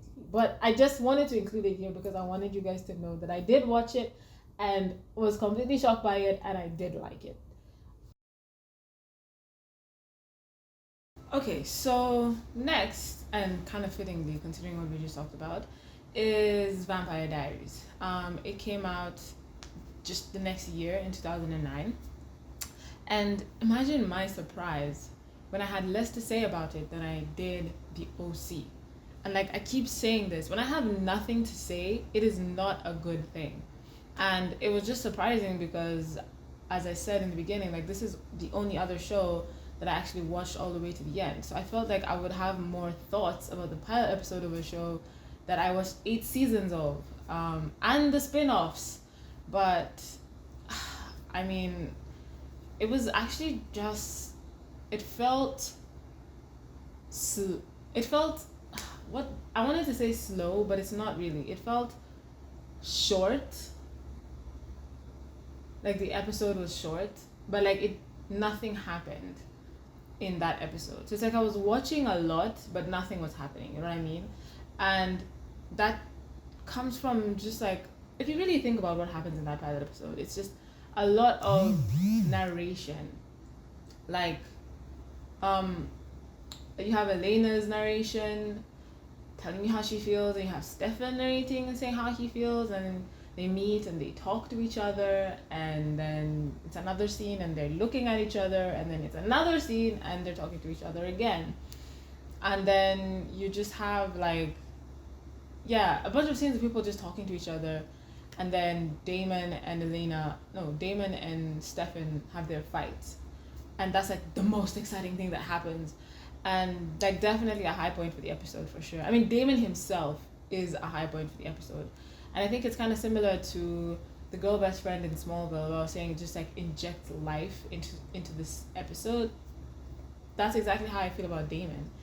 Like, it's not that everybody's acting at this level. It's not the same as with Smallville, where the acting is like a baseline thing, but it's just that the pace or like the tone of the show is very bland. Honestly, it was boring for me. It was boring because nothing was happening. Like I said, it just, and then so when Damon finally shows up, it's like, ooh, like, you know, stuff is happening.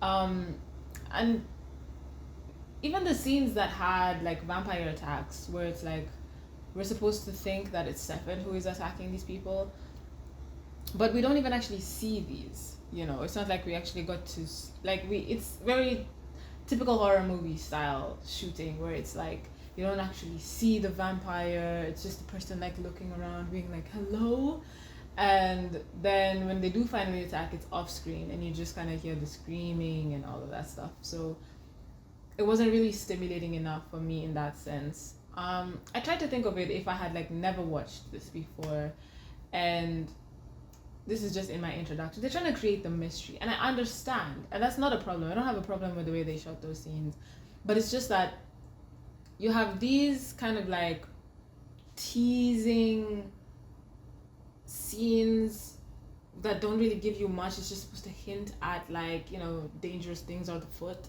and then it's like what is actually happening, the actual like plot of the show, the stuff we're supposed to be focusing on, is boring. Like, I'm just watching people talk to each other, and it just, I wasn't a fan. There's not a lot about this episode that actually entices me to want to watch the next one. And it's like, on the basic level, I think because it's just a vampire show, you know, a lot of things in this kind of genre are easier to, they kind of have built-in intrigue because it's about things that we just typically find interesting anyway. Vampires and werewolves and witches and all of this kind of stuff. Like, you don't really have to do a lot of work to make that kind of story interesting.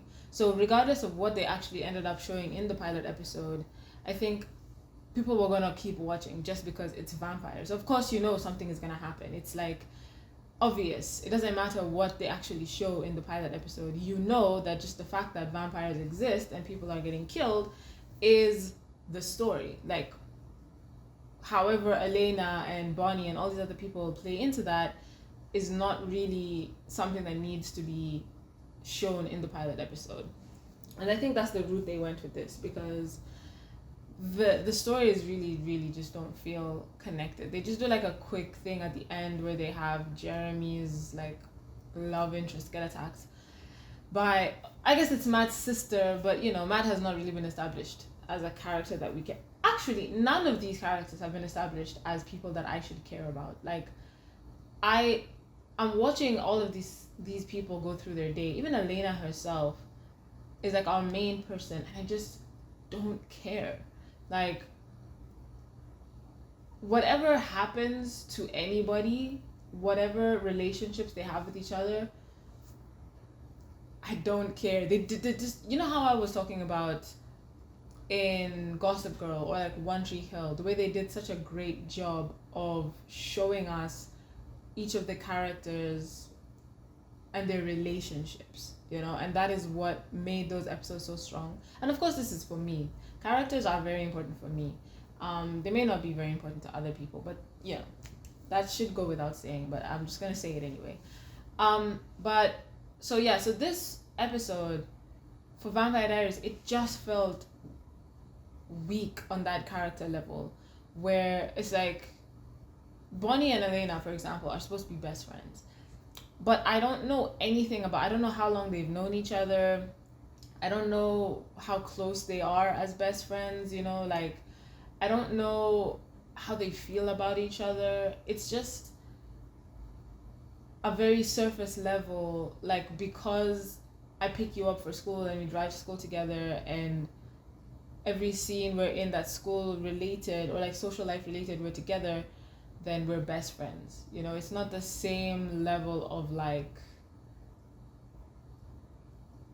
depth that could have been portrayed even in just that first episode, because we saw them do it with Gossip Girl and One Tree Hill. So yeah, it just the characters were weak, and considering they're not going to show us a lot of the action really in this pilot episode, they don't show us people getting attacked and whatever, then it's like the relationships are what you should be focusing on. Like, tell me who Elena is, and how she relates with people and all of that stuff, and why does she like Stefan, and it just could have been so much better. It was boring, as I said.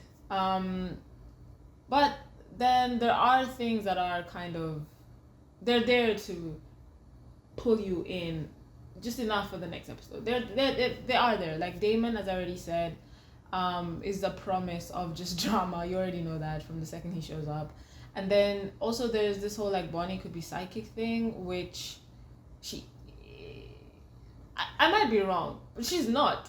She's a witch. That's what is actually happening, but like she's not psychic. But anyway, that's how it's presenting in the beginning. Or maybe I'm wrong. Maybe she is psychic and I just completely forgot. It has been a while since I watched the show, but I'm pretty sure she doesn't have psychic abilities. Maybe she just kind of like senses supernatural. Anyway, that doesn't matter. There is that thing to kind of be like, oh, like could Hannah's best friend kind of have some supernatural ability kind of thing? But this would have been so much better if you had actually spent more time with Bonnie and like made me care about her and made me care about her relationship with Elena. Then I could be more interested in finding out what will happen to her, in later episodes. Which when the episode ends, I just don't care.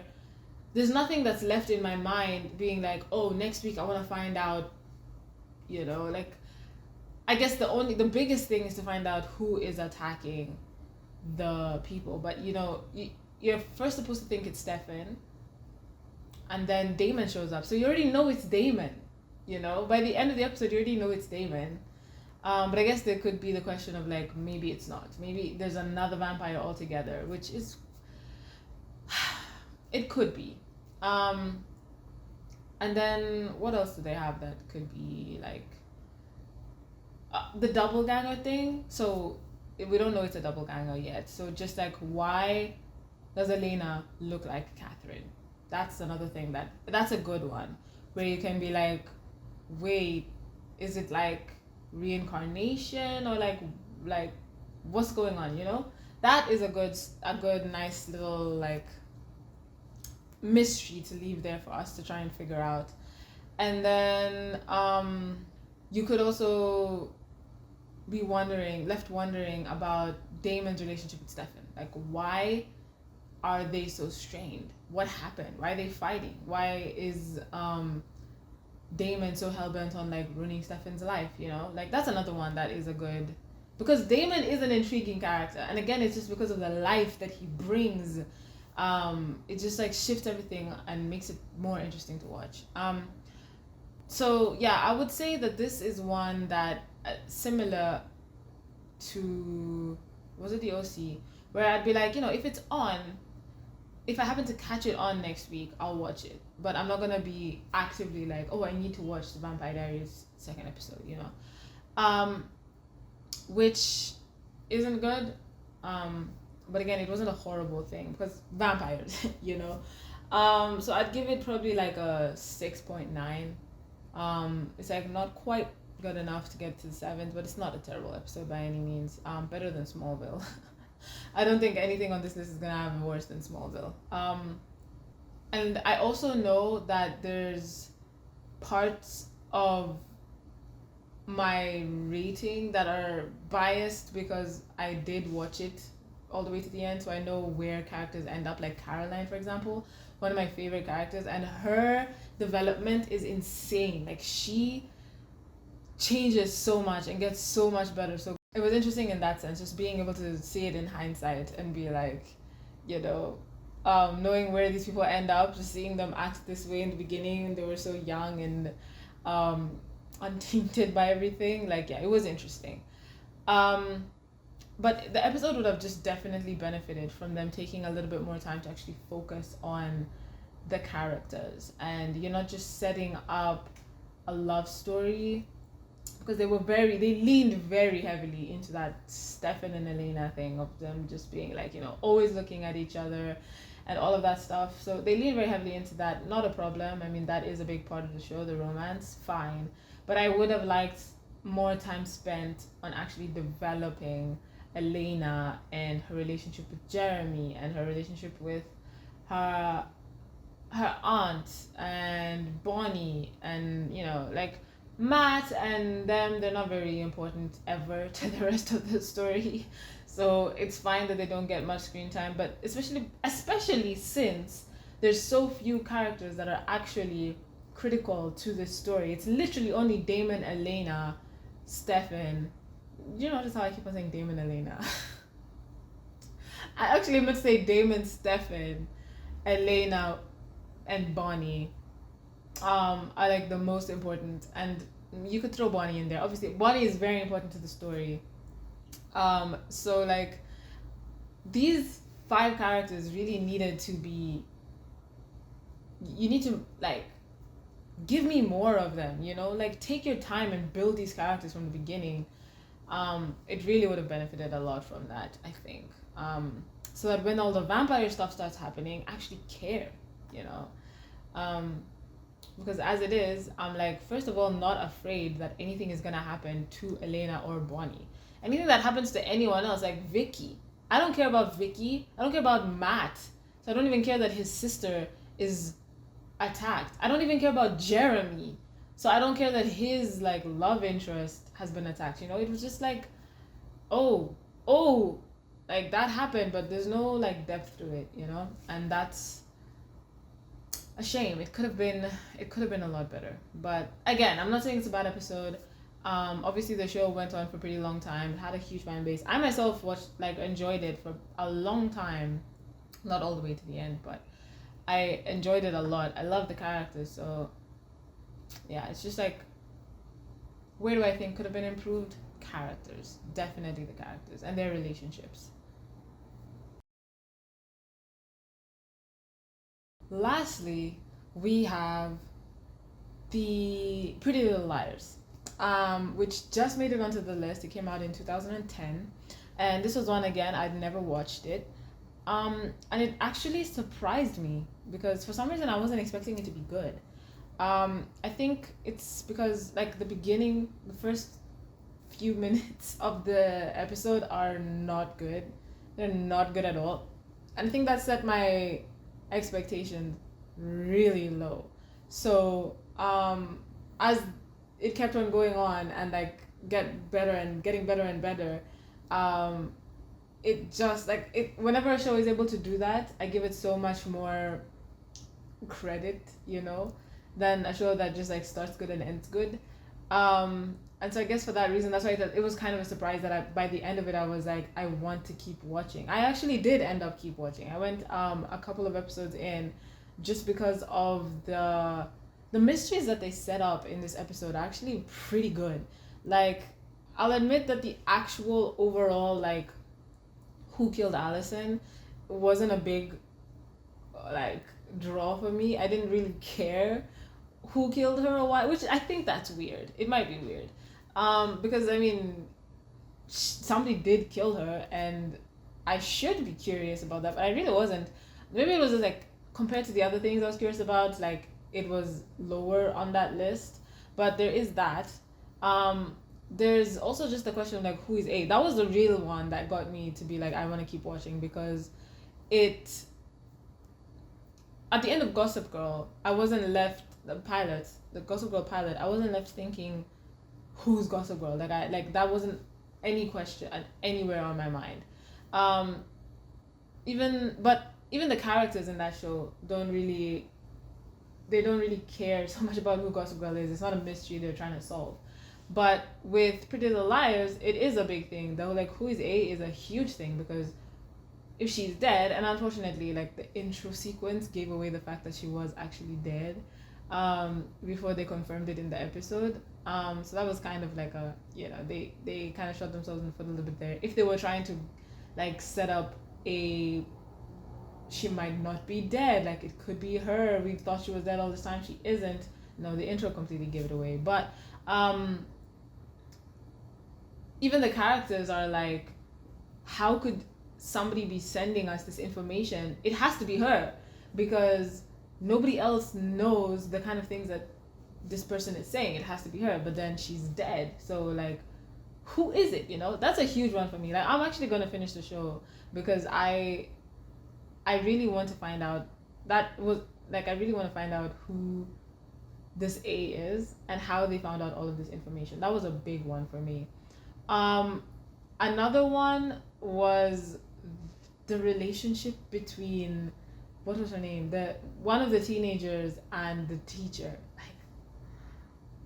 I actually saw a video on YouTube that was talking about grooming, and it had the Pretty Little Liars, whatever, like, designed. I knew it was a video essay about Pretty Little Liars, but because I've never watched it or anything, I never clicked the video.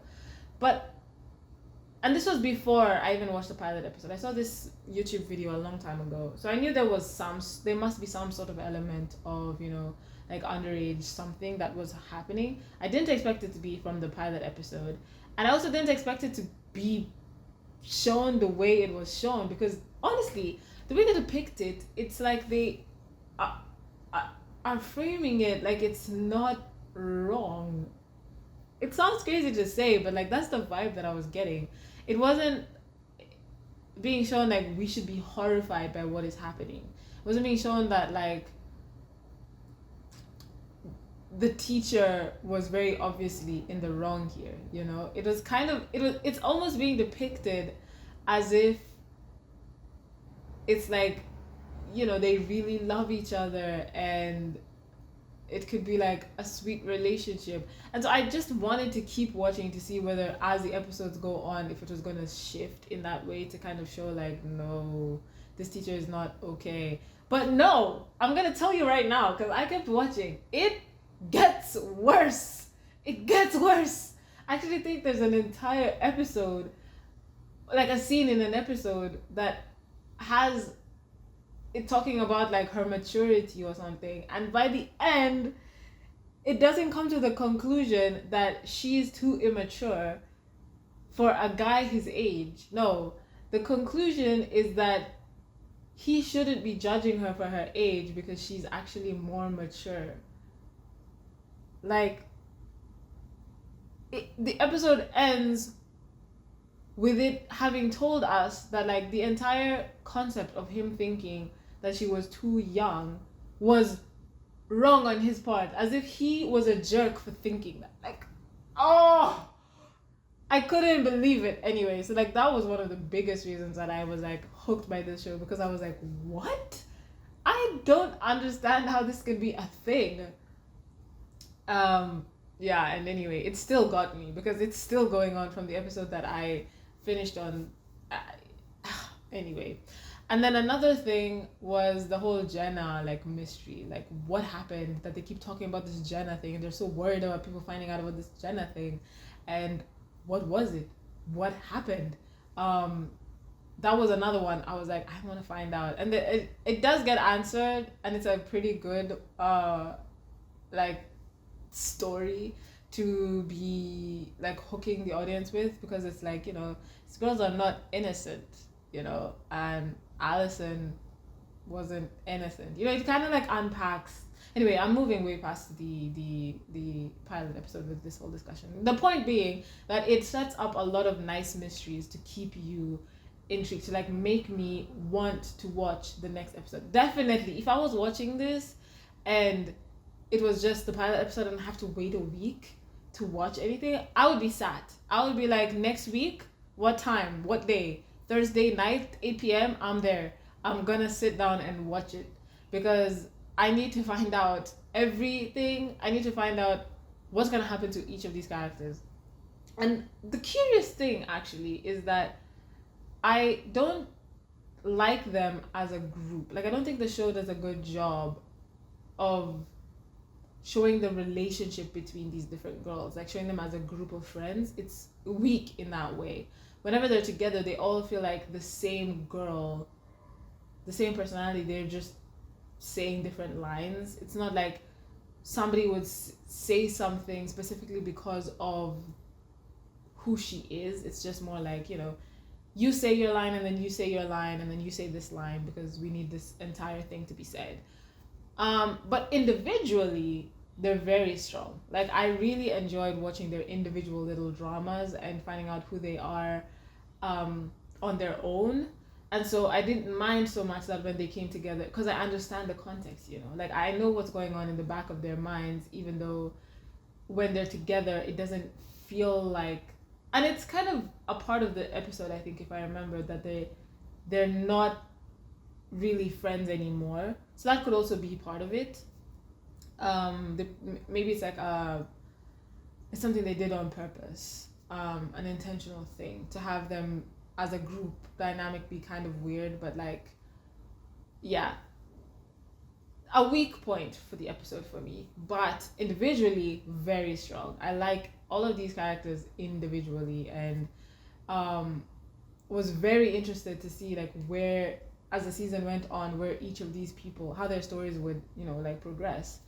And then I was also pretty interested about the pace, because it's such a similar storyline to Gossip Girl, and yet, you know, like the pace feels so different. Like I said, in Gossip Girl, they're introducing so much and give you so much information, and it feels like the pace feels fast and it matches the setting because it's, you know, high society New York and whatever. It's like a much different pace, whereas this one, it feels a lot slower, and not in a bad way at all. Like it fits the setting. It's a small town, it's intimate, and it feels like it really takes that time to just like hone in on each individual person, you know, in that way. And I really like that, and I like the fact that they could make it feel so different from Gossip Girl, even though it's like the same sort of premise. Like, who is Gossip Girl, who is A, you know, it's like the same thing, but it's not.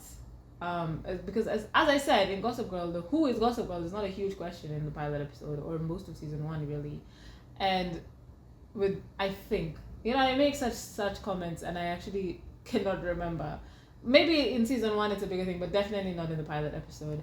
Whereas with the Pretty Little Liars, it's like a big thing. Who is A is a huge, you definitely are left with that question by the end of the episode.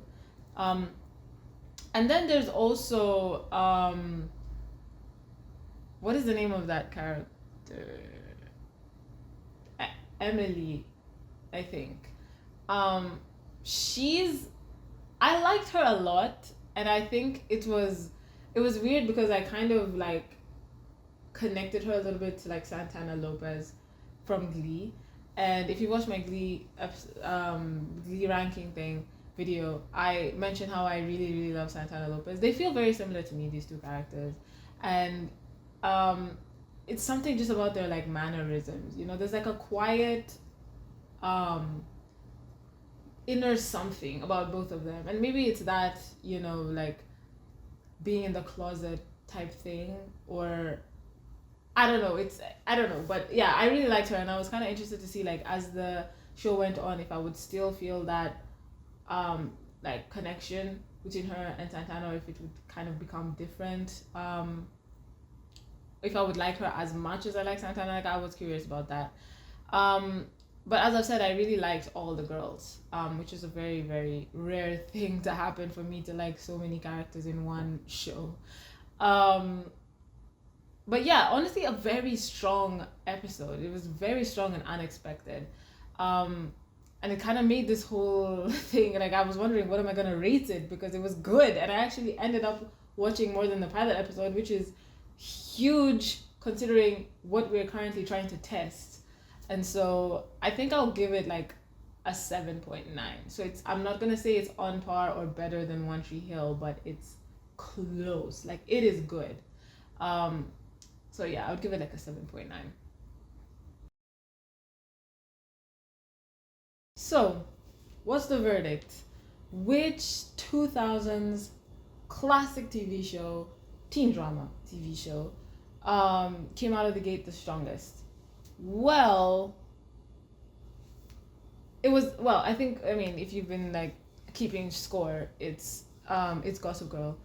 But I as much as like that it was shocking to me, it was like interesting how difficult this entire thing actually was. Like, I thought it was going to be pretty simple. I thought that Vampire Diaries was going to be good. I thought it was going to be way better than it actually turned out to be. I thought that One Tree Hill was just going to be like the very obvious one for me, and I was going to have to really work hard at giving the other TV shows a chance, and that just ended up not being the case. Like, so many of the other, like, honestly, they came out of nowhere. Like, I wasn't expecting to enjoy the Gossip Girl pilot as much as I did. I wasn't expecting to enjoy the Pretty Little Liars episode as much as I did. I wasn't expecting to like Trueblood at all. And so the fact that I was watching it and enjoying it so much more than the One Tree Hill pilot, I was like, what is happening right now? So, I mean, I think all of this just goes to show that, like, well, I'm shocked that it's Gossip Girl. I am.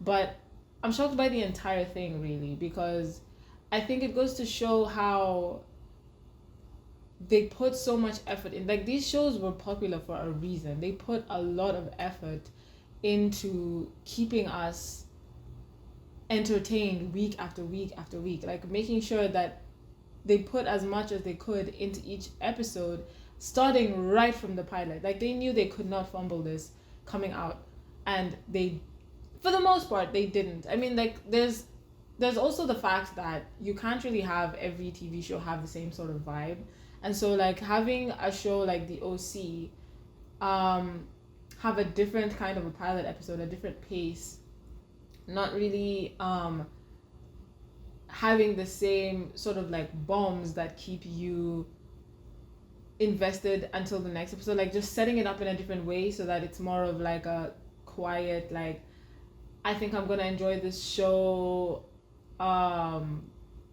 without much of the like big drama of like Gossip Girl or Pretty Little Liars, which like has a murder, or One Tree Hill doesn't have like huge drama. But there's no vampires, no any of that stuff. So I think I also don't really fault the OC too much, because I did also try to stay conscious of the fact that, like, there's different types of shows for different people. And so, like, all of these, like, for me, what might be most interesting is having really gripping, like, big juicy stuff to make me wonder, like, what is gonna happen. I need to be like, I'm foaming at the mouth waiting for the next episode. That might be my thing, might not be somebody else's thing, and they make these kind of shows to appeal to as many people as possible. So it does also make sense to me that they would have a show like the OC, because it was a very good pilot. I can't remember if I said that. I remember saying that it was too short, but it was a good pilot and it has good characters, and so it sets up enough to be like, I could like this show. It's just that I personally needed more towards the end to like hook me, you know, just like grab me and hook me. But other people may not need that. For some other people, it might be enough to just be like, these are your characters. This is like what's happening in their lives. Find out more next week, you know? And that's kind of the same as One Tree Hill, which is what also made me think that I need to like mention this. Because again, One Tree Hill doesn't have those big dramatic, I mean, like, the biggest question is like, oh, he joined the basketball team, what's gonna happen, you know? So it's not a big thing. I just think they dramatize it a lot more than the OC dramatizes the content of its episode, and that's what appeals to me more than anything. So that's the only reason that I like rated them the way that I did. But I do understand it's like, you know, different appeal for different people. But then there are the ones that are like not that good. Like Smallville, I really don't think was a good pilot episode. I think they just like they needed a lot more on that one, and I don't think that has anything to do with like being biased towards any of the other shows on the list. I think I watched it first, as a matter of fact, so it had the best chance it could have, and I just it wasn't working for me. But yeah, I kind of like this, looking back at these shows and being able to see like what kind of choices that they have to make then to get ahead in the like watching culture and the viewing culture of that time versus now. And it might be interesting to like kind of try this with like shows that are popular now, maybe not now, maybe in like, maybe I'll do from 2010 to 2020 and see like how different they are. I don't think there will be much of a difference really, but you never know. We could see.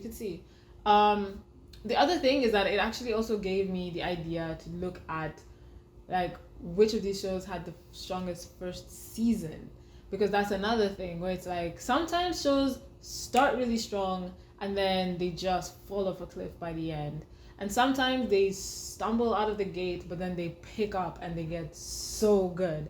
And so I was kind of curious to see like, okay, maybe they didn't do so great, maybe Smallville, for example, didn't do so great on the pilot episode, but by the end of season 1 it's like, this is a fantastic show.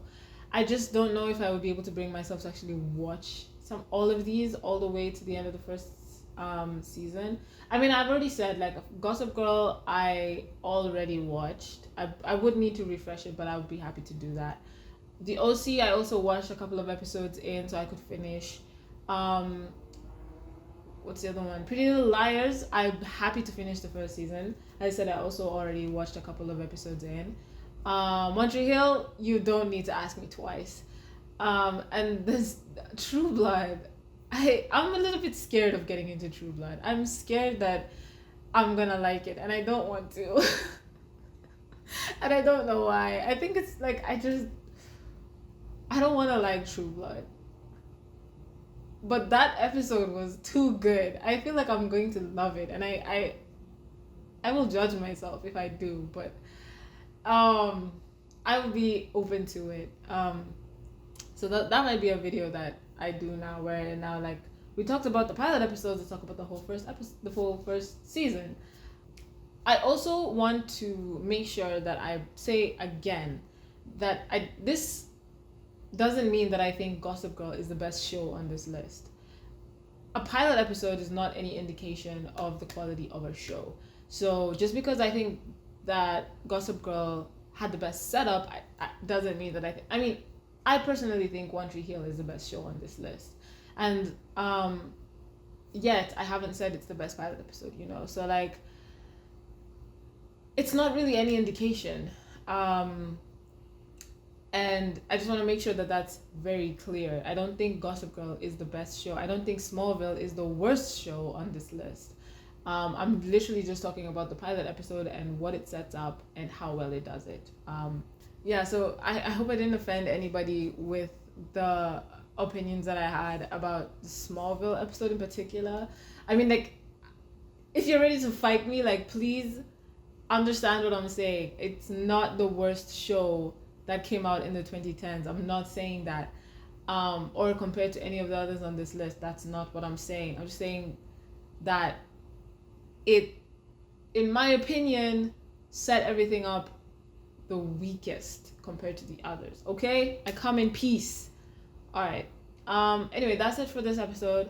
I'll see you in the next one. Ciao!